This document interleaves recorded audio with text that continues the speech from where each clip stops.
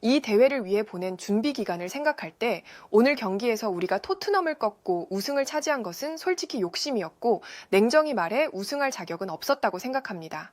그러나 손흥민이 빠진 토트넘이었기에 우리는 오늘 우승할 수 있었고 경기 내내 눈부신 활약으로 팀의 우승을 이끌었던 이강인의 맹활약 뒤에는 손흥민과도 직접적인 연관이 있었다는 사실을 부정할 수 없습니다.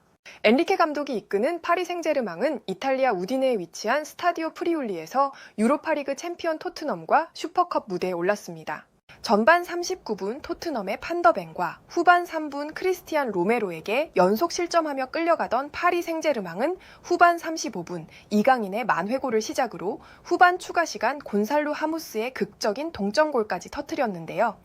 결국 승부를 가리지 못한 양 팀은 승부차기에 돌입했고 파리 생제르맹이 최종 승리를 거뒀습니다. 경기가 끝난 뒤 루이스 엔리케 감독은 손흥민과 이강인을 함께 언급하며 손흥민이 빠진 토트넘을 상대한 기분을 지역 매체를 통해 전했죠. 이 발언이 유럽 현지에서 큰 관심을 불러일으키고 있는 상황인데요. 자세한 내용을 좋아요 버튼과 함께 살펴보겠습니다. 표면적으로 보면 오늘 우리는 우승할 자격이 없었어요. 손흥민이 빠진 토트넘이었지만 그들이 이 대회를 위해 보낸 준비 기간은 무려 6주였습니다. 그동안 토트넘 선수들은 체력, 전술, 조직력을 완벽히 조율하며 준비를 마쳤죠. 반면 우리는 클럽 월드컵을 치르고 돌아와 고작 6일 동안 훈련했어요. 첫 훈련 날 선수들의 발걸음에는 아직 여행의 피로가 남아 있었고 표정에서도 여유보다는 부담이 느껴졌습니다. 하지만 그것이 스포츠의 세계입니다. 완벽한 준비가 전부가 아니고 예상치 못한 변수가 경기 흐름을 완전히 뒤집을 때가 있죠. 그리고 오늘 그 변수는 두 가지였습니다. 손흥민이 없는 토트넘, 그리고 후반 막판, 경기 흐름을 송두리째 바꾼 이강인의 등장. 그는 토트넘의 수비를 무너뜨리는 순간마다 그 뒤에 손흥민과 연결된 보이지 않는 끈이 있음을 느끼게 했어요. 경기가 시작될 때는 조심스러웠지만 시간이 지날수록 제 마음속에 이건 충분히 해볼 만하다는 확신이 커졌습니다. 만약 손흥민이 오늘 그라운드에 있었다면 그 확신은 절대 생기지 않았을 것입니다. 토트넘의 준비 상태는 경기 전 몸풀기에서부터 드러났습니다. 패스 스피드, 공을 다루는 첫 터치, 몸의 반응 속도까지 6주 동안 만들어진 완성도가 그대로 보였어요. 각자의 움직임이 미리 짜놓은 안무처럼 부드럽게 이어졌습니다. 반면 우리는 준비 과정에서 우선순위를 나눌 수밖에 없었죠. 하루는 회복 훈련, 하루는 세트피스 조율, 하루는 전술 훈련. 각각의 시간이 부족했고 세밀한 맞춤 전술을 완성할 만큼의 여유는 없었습니다. 하지만 짧은 준비 속에서도 한 가지 희망이 있었습니다. 손흥민의 자리에 새로 들어온 쿠두스가 공격 시 위치를 유지하지 못하며 측면과 중앙 사이에서 어정쩡한 움직임을 보였고 주장 로메로는 후방에서는 안정적이지만 전방과의 연결을 만들지 못하고 있었죠. 마치 연주자들이 각자 다른 악보를 보고 연주하는 오케스트라처럼 팀의 조율이 어긋난 모습이었습니다. 전반과 후반 중반까지 토트넘은 확실히 경기를 지배했습니다. 빠른 빌드업과 날카로운 측면 돌파, 중앙에서의 침투가 이어졌죠.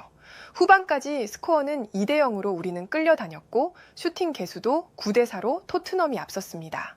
그 시점에서 토트넘은 완전히 내려앉아 두 줄 수비를 형성했어요.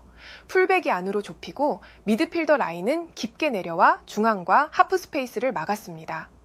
경기장은 숨막히게 답답했고 우리는 공격의 마지막 단계를 밟기도 전에 끊겼죠. 그 순간 이강인이 투입됐습니다. 그는 라인 사이에서 공을 잡으며 수비를 벌리고 한 번은 측면으로 전환해 공간을 넓히고 또 한 번은 중앙으로 파고들며 토트넘의 중심을 흔들었어요. 마치 굳게 잠긴 문에 작은 열쇠가 들어가고 서서히 잠금이 풀리는 듯한 순간이었습니다. 솔직히 말하자면 손흥민이 있었다면 이런 장면은 불가능했을 것입니다.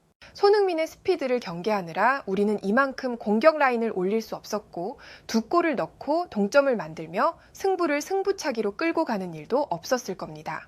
이강인은 단순히 잘했다는 말로는 부족한 활약을 보여줬습니다. 그는 수비수 2명을 동시에 끌어당기며 공간을 만들었고 시선이 한쪽으로 쏠린 순간 왼발로 중거리 슛을 날려 골망을 흔들었죠. 그 장면은 한 방의 벼락처럼 경기장을 가르고 분위기를 바꿨습니다. 그 슈팅은 우연이 아니었습니다. 평소 국가대표에서 손흥민에게 슈팅 각도, 타이밍, 발목 힘 조절까지 배우며 연습한 결과였어요. 승부차기 4번 키커로 나섰을 때에도 그는 표정 하나 변하지 않았습니다. 골키퍼의 움직임을 끝까지 지켜본 뒤 반대편 구석으로 침착하게 성공시켰죠. 그는 오늘 단순히 득점을 한 선수가 아니라 경기의 흐름을 바꾸고 팀의 자신감을 불어넣은 중심이었습니다. 경기 후 저는 이강인에게 물었습니다. 이렇게 큰 경기에서 어떻게 흔들리지 않을 수 있었나? 그의 대답은 단호했습니다. 손흥민 덕분이라고요. 손흥민이 유럽 무대에서 이뤄낸 업적, 위기 속에서도 흔들리지 않는 멘탈, 경기를 읽는 시각까지 모두 배웠다고 했습니다. 손흥민은 이강인을 단순한 후배가 아니라 미래를 함께할 동료로 대하며 자신의 경험과 노하우를 숨김없이 전해줬다고 했습니다. 마치 등산로를 오르기 전 가장 위험한 구간을 미리 안내해주는 길잡이처럼 그는 이강인의 앞길을 준비시켰죠. 저는 그러한 말을 들으며 깨달았습니다. 손흥민은 단순히 토트넘의 전주장이 아니라 한국 축구의 미래를 준비시키는 멘토였다는 것을요. 오늘 토트넘은 개개인의 기량은 준수했지만 위기 속에서 하나로 뭉치는 힘이 부족했습니다. 공격과 수비 공간이 벌어졌고 위기 순간마다 서로의 시선이 어긋났어요. 손흥민이 토트넘의 주장일 때는 달랐습니다. 손흥민은 경기 전 원형으로 선수들을 모아 작전을 설명했고 경기 중에도 손짓과 눈빛으로 움직임을 조율했죠. 이와 반대로 오늘 로메로는 수비 라인을 지휘하는 데는 성공했지만 팀 전체를 묶는 리더십은 보여주지 못했어요. 경기 종료 후 전해 들은 소식은 저를 더 놀라게 했습니다. 실망하지 말고 긍정적인 생각으로 또 다른 큰 시즌을 향해 나아가자. 여전히 너희 토트넘 가족들을 생각하고 있어. 라는 글을 토트넘 전 동료를 위해 손흥민이 남겼다는 것이었죠. 이미 팀을 떠난 선수가 이렇게까지 애정을 드러내는 건 드문 일입니다. 지도자와 선수 생활을 통틀어 이런 인격을 가진 주장은 찾아보기 힘듭니다. 승부차기에서 교체 투입된 토트넘의 마티스 텔은 골문을 크게 벗어나는 실축을 했고 손흥민의 대체자로 영입된 모하메드 쿠두스 역시 오늘 내내 존재감을 보이지 못했어요. 무엇보다 손흥민이 보여주던 경기를 끝내는 힘은 전혀 없었죠.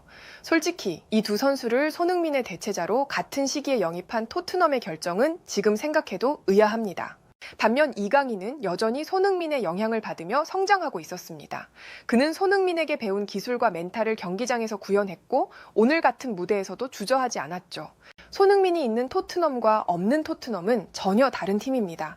오늘의 경기는 그 차이를 가장 뚜렷하게 보여줬고 앞으로 이 차이는 토트넘이 매 시즌 직면하게 될 가장 큰 고민으로 남을 것입니다. 마치 사막 한가운데서 오아시스를 잃은 여행자가 목마름 속에서 지난 물줄기를 떠올리듯 토트넘은 손흥민을 그리워하게 될 것이며 국가대표에서 손흥민에게 많은 것을 배우고 있는 이강인의 발전도 더욱 기대되는 것이 사실입니다. 해외에서는 이 같은 반응을 보여주었고 좋아요와 무료 구독 그리고 알림 설정해 주시면 영상 제작에 큰 힘이 됩니다. 여러분들의 생각을 자유롭게 댓글로 남겨주시고 오늘도 시청해 주셔서 진심으로 감사드립니다. 오늘도 편안함에 이르시길 기원하겠습니다. 이상 월드TV였습니다.